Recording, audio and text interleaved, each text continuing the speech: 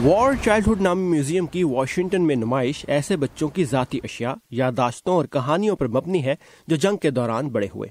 उन्हीं में एक मेलिना स्लैम्बेजोविक हैं जो अमेरिका एक ऐसी हालत में पहुंची जब उनके पास पहने हुए कपड़ों के अलावा कुछ भी नहीं था। हम बोस्निया के पनाह गुज़ी हैं। हम यहाँ 1993 में आए थे।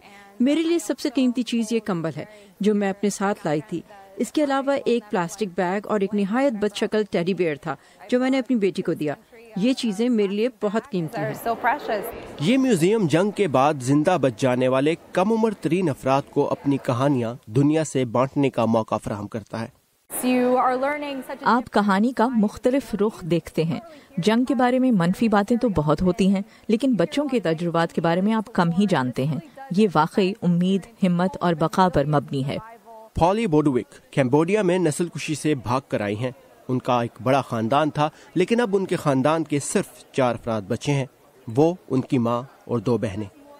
मैं जंग की रुदाद अपनी ज़बानी पेश कर रही हूँ क्योंकि ये दुनिया को बताना बहुत ज़रूरी है। मैं 70 की दहाई में कम्बोडिया की जंग में बचने वालों में से हूँ और मैं उस वक्त 5 साल की थी।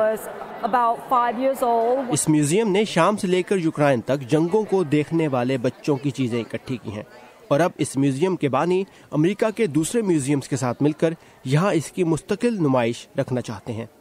हम जहाँ भी इसे लेकर जाते हैं, लोग मानते हैं कि यह हमागीर नौयत का प्रोजेक्ट है जो सिर्फ बोस्निया हर्जेगोविना तक महदूद नहीं रहना चाहिए, क्योंकि जंगों में बचने वालों के तजुर्बात भी आलमगीर हैं और उनका पैगाम भी।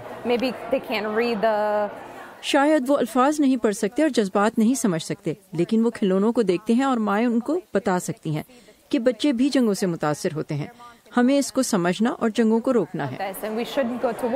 और जहाँ जंग से मुतासिर इन बच्चों की कहानियाँ बांटना अहम है, वहीं इससे ज्यादा ऐसी कहानियों को जन्म लेने से रोकना और बच्चों को जंगों से बचाना और भी अहम है।